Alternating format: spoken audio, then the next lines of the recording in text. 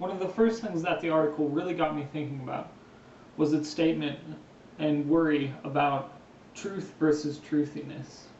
And one of the things that it made me think about was how people often use the incorrect data measure to draw false conclusions about a set of data. So one of the most, in many ways, the most famous examples of this that is often overlooked is the use of baseball statistics that we see in the book and now movie Moneyball.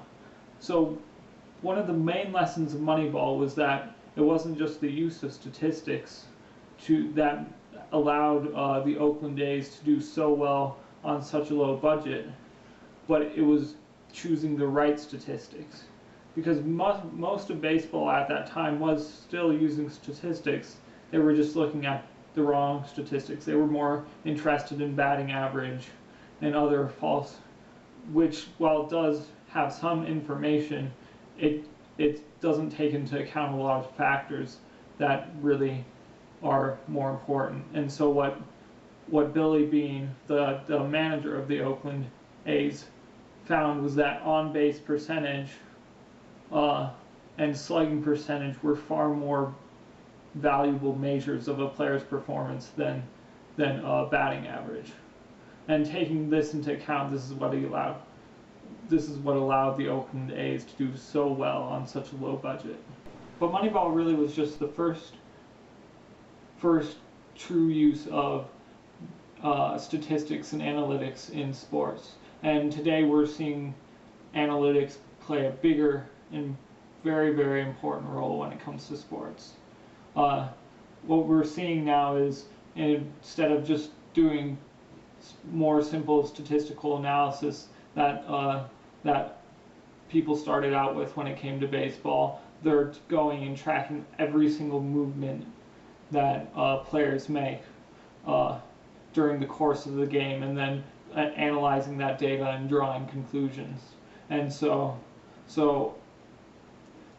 And with that, we're starting to get huge amounts of data from every single game that sports game that these players play in, and then they're using that to really draw new conclusions about the way a sport is being played.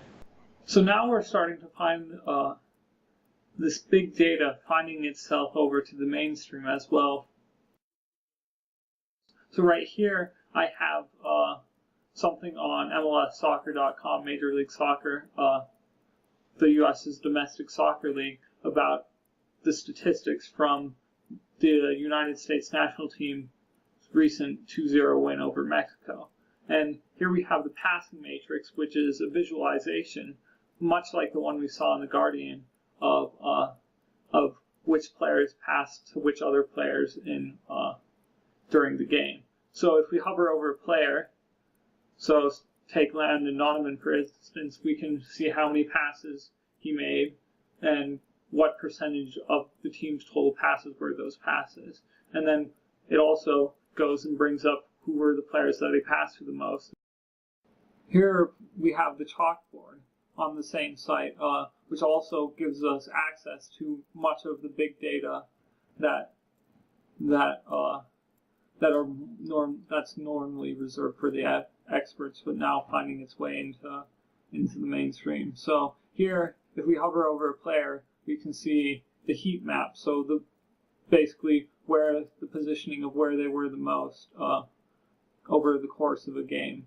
And then we can also, if we select them and select their distributions, we can see all the passes that they made throughout the game, and with which ones were successful and which ones were unsuccessful. And along with that, we can see their shots, their set pieces, their defensive work, and their ball possession, and among other statistics. And so this really is, in the hands of the consumer, is a pretty powerful amount of statistics that we now have.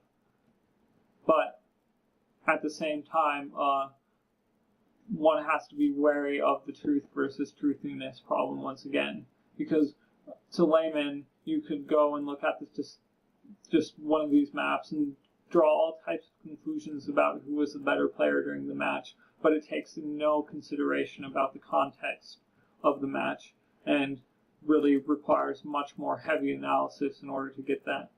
And so we have to be wary of that. Well, thank you for watching. I'm sure we'll see more about big data in sports in the years to come, and maybe even see some truly big data filter down to the mainstream.